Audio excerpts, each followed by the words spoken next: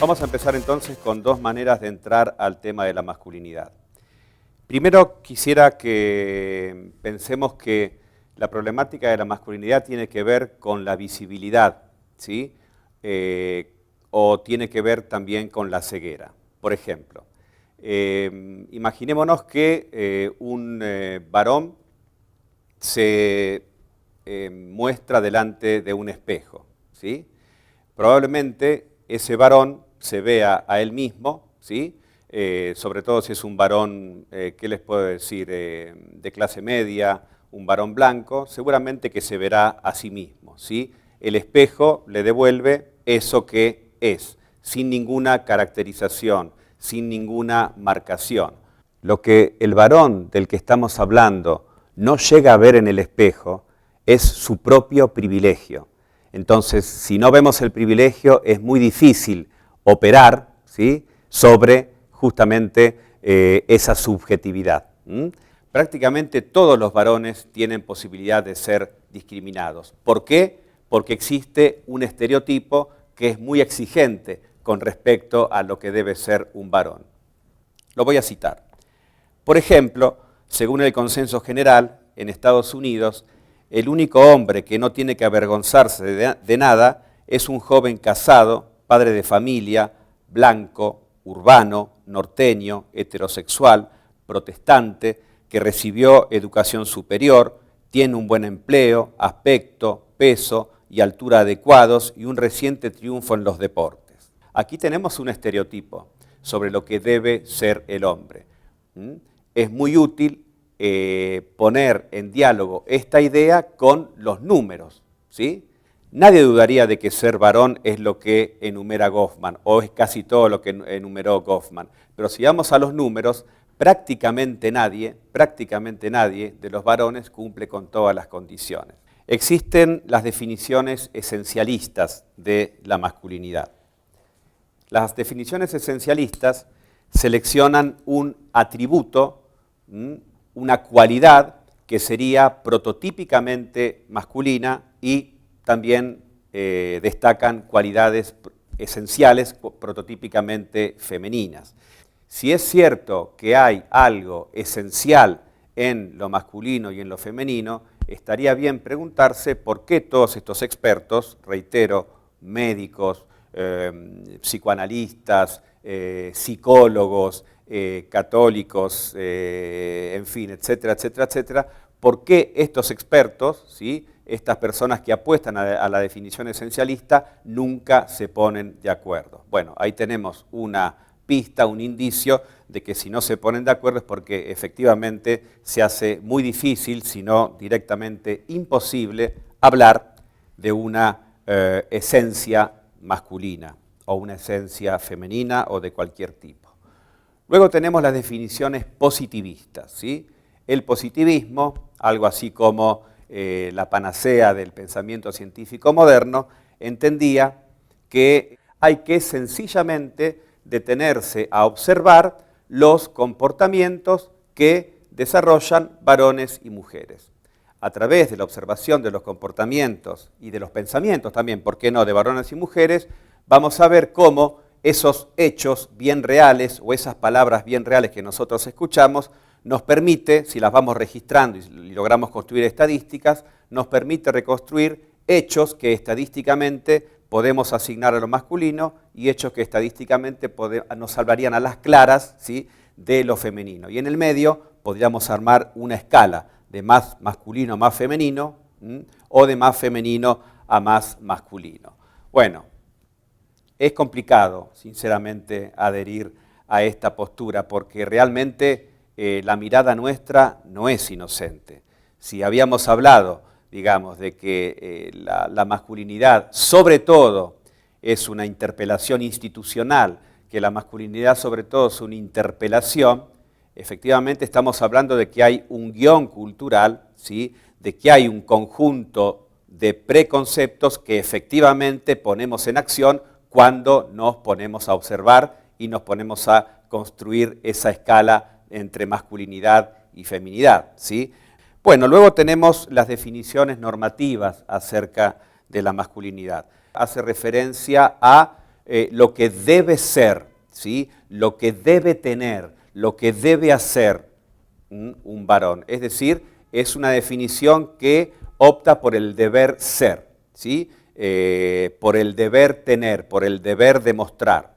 Entonces, lo prototípico de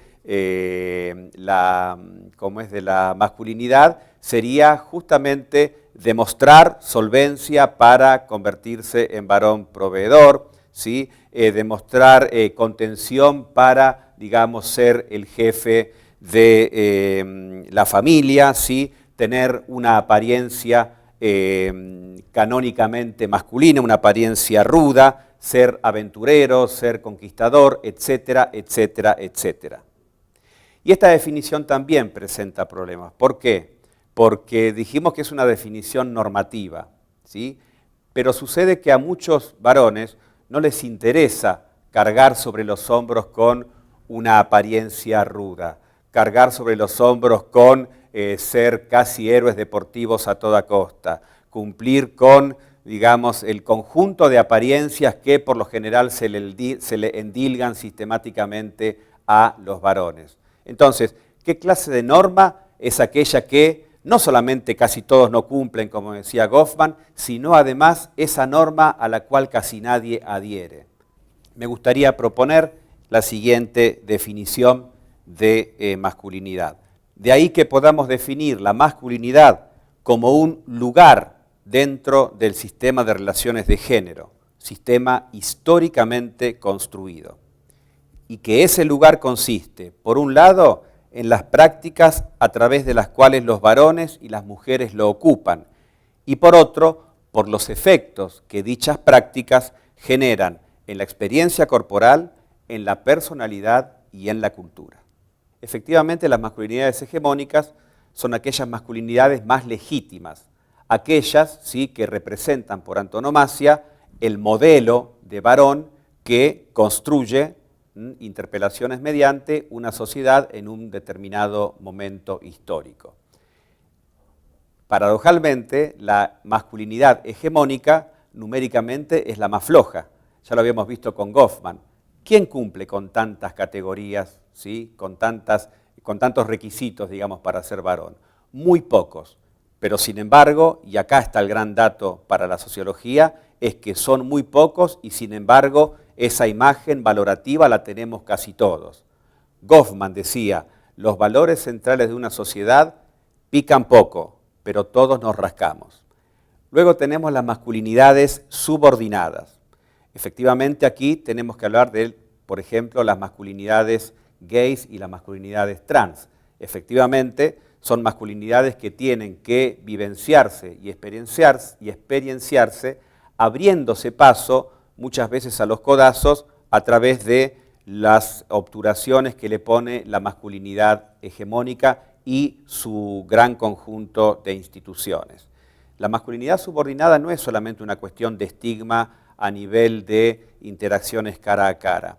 La experiencia de la masculinidad subordinada se vive a nivel jurídico, se vive a nivel político, se vive a nivel médico. Masculinidades cómplices son aquellas masculinidades que no se ajustan al estereotipo que había presentado Goffman, no se ajustan a, digamos, la masculinidad hegemónica, no se ajusta en sus prácticas, digamos, y en sus declaraciones. No se ajustan, pero sin embargo son cómplices porque sacan provecho de la existencia de esta masculinidad hegemónica, ¿sí?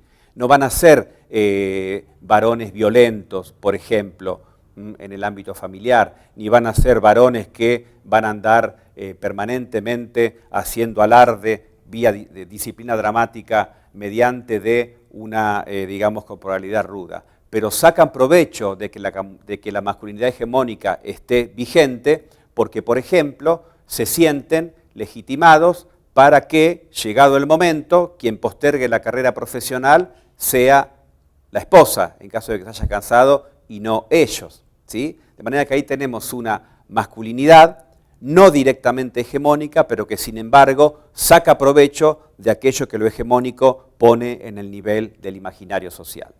Y por último tenemos las masculinidades marginadas, ¿sí? hablamos de masculinidades marginadas cuando intervienen las variables de la clase y de la raza o la etnia, ¿sí? Que dejan a ciertas masculinidades no ya marginadas, sino directamente afuera del mapa social.